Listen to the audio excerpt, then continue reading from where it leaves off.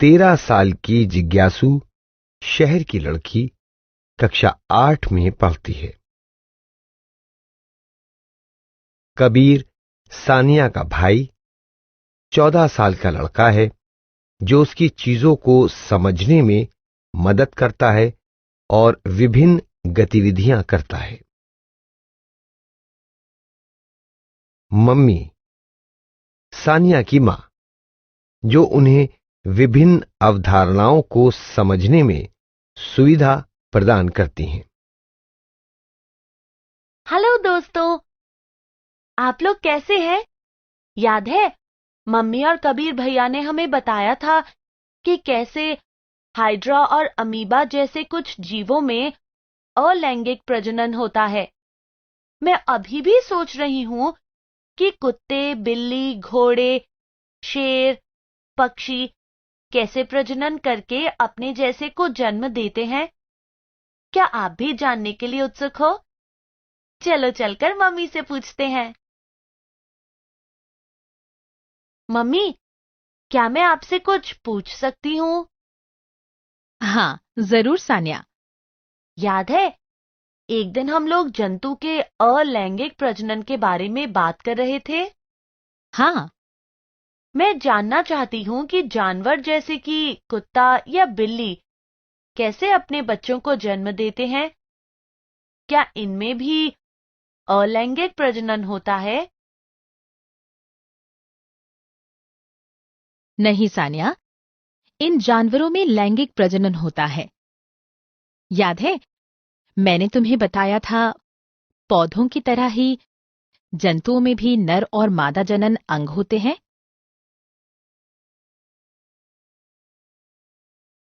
हाँ मम्मी। ये अंग लैंगिक जनन में बहुत ही महत्वपूर्ण भूमिका निभाते हैं। पौधों में जिस तरह से अंग भाग लेते हैं। हाँ सानिया, मम्मी, ये अंग प्रजनन के लिए कैसे काम करते हैं? इससे पहले सानिया, क्या तुम जानती हो कि ये अंग क्या हैं?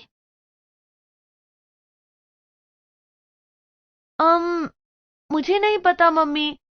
क्या आप जानते हैं? चलिए हम अपनी पुस्तक में देखकर उन अंगों के बारे में पता लगाते हैं जिन्हें नर और मादा जननांगों के रूप में वर्गीकृत किया गया है। वृषण नर युग्मक उत्पन्न करते हैं जिसे शुक्राणु कहते हैं। अंडाशय मादा युग्मक उत्पन्न करते हैं जिसे अंडाणु यानी अंड कोशिका कहते हैं। मम्मी, युग्मक प्रजनन कोशिकाएं होती हैं ना? हाँ सानिया। सानिया, तुमने कक्षा 7 में पौधों के लैंगिक प्रजनन के बारे में पढ़ा था। क्या तुम उस प्रक्रिया के बारे में बता सकती हो? हाँ मम्मी, पौधों में नर और मादा युग्मक का संलयन होकर युग्मनज बनता है। इस युग्मनज से भ्रूण बनता है जो एक पौधा बन जाता है।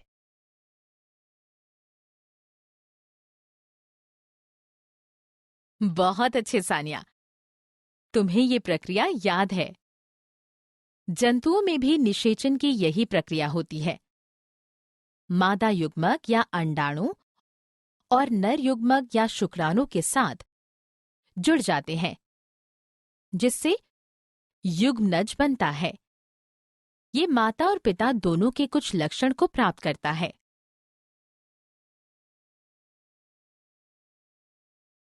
ओह, इसी वजह से माता पिता और उनके बच्चों के बीच समानता देखने को मिलती है।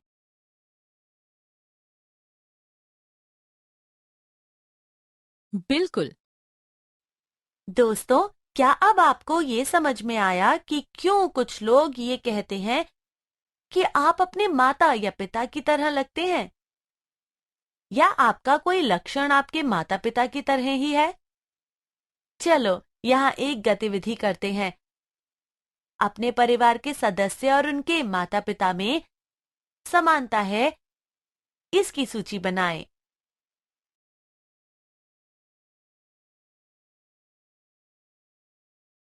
मम्मी, मुझे एक चीज अभी भी समझ में नहीं आई।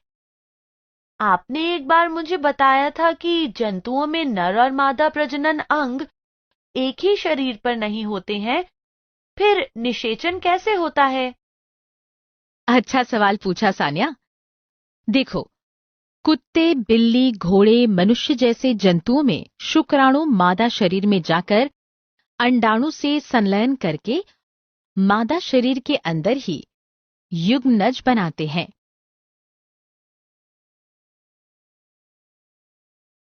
अच्छा, जिससे कि मादा शरीर के अंदर ही बच्चा विकसित हो। हाँ, इसे आंतरिक निषेचन कहते हैं। लेकिन ये कोई एकमात्र तरीका नहीं है जिससे जंतुओं में निषेचन होता है। और तरीके कैसे कैसे होते हैं? तुम अपनी किताब की सहायता से खुद पता करो। दोस्तों, अपनी किताब के पेज नंबर 103 पर आप इसके बारे में जान सकते हैं। सान्या, क्या तुम जानती हो, युग्मनज एक कोशिका है। ये एक जंतु की तरह बनने के लिए कई प्रक्रिया से गुजरती है। ओह, तो एक कोशिका से एक जीव बन जाता है।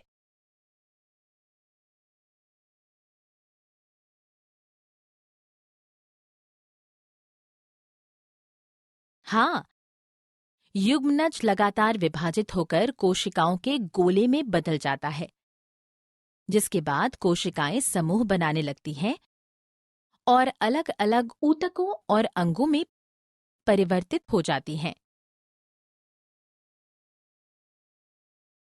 क्या हम भ्रूण को विकसित होते देख सकते हैं? नग्न आंखों से नहीं देख सकते हैं।